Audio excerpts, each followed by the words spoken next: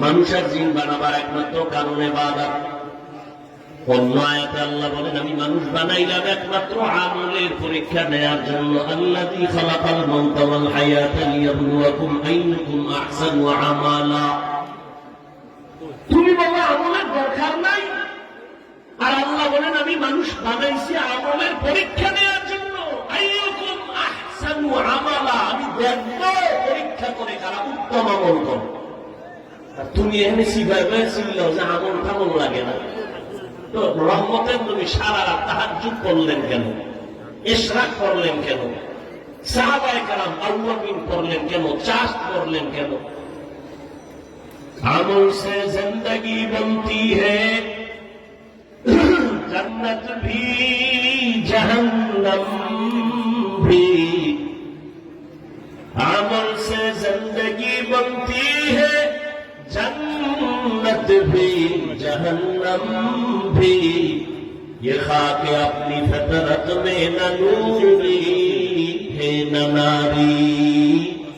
ये खाक अपनी फितरत में न नूरी है न नारी। अमाल से बनती है ये जन्नत भी जहन्नम। अमाल से बनती है ये जन्नत भी जहन्नम। ये खाक फितरत में अपनी न नूरी है न नारी।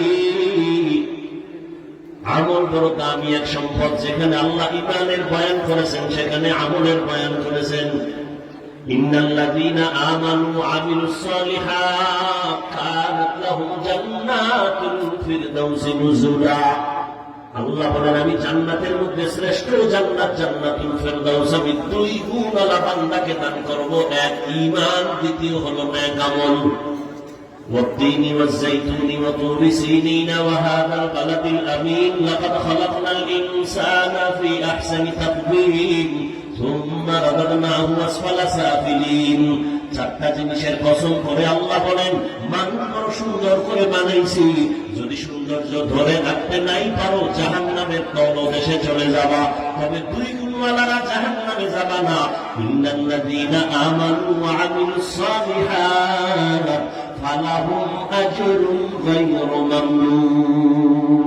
যেখানে ঈমানের বয়ান সেখানে আমলের বয়ান। এক নাকি শূন্য দিলে যেমন একের মান বাড়ে, ঠিক তোমার ঈমানের পাশে যদি আমল করো তো ঈমানের মান বেড়ে যাবে। ওয়াল আসরি ইন্নাল ইনসানা লাফি খুসর। আল্লাহ কসম করে বলেন আসরের শপথ, দুনিয়ার সব মানুষগুলো জাহান্নামী জাহান্নামী সব মানুষ।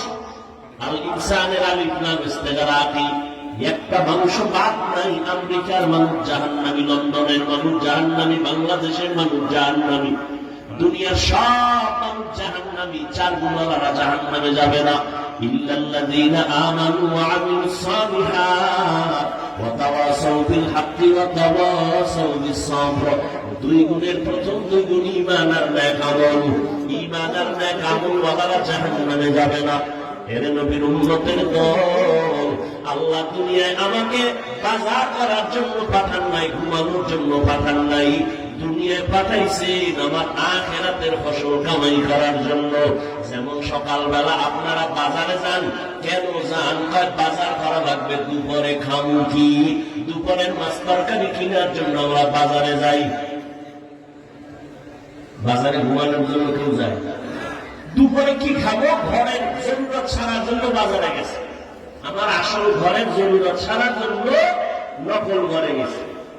বুঝেন না কথা?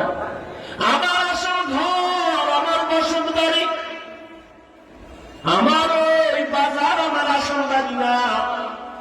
বাজারে যাইয়া তুমি তাড়াতাড়ি চাল ডাল তরকারি কিনো, মাছ কিনো, বাসায় এসে সব জমা দিছো। দুপুর বেলা তুমি খানা টেবিলে বসছো। বাজার থেকে সকালবেলা মুসুর ডাল আনছো, ইলিশ মাছ কিনে আনছো। খানার টেবিলে দেখতেছো ইলিশ মাছ আছে, সবজি আছে, তরকারি ভর্তা আছে। এবার যদি বলো রুই মাছ দাও, বেবি বলবে আনো নাই, দিব কেমনে?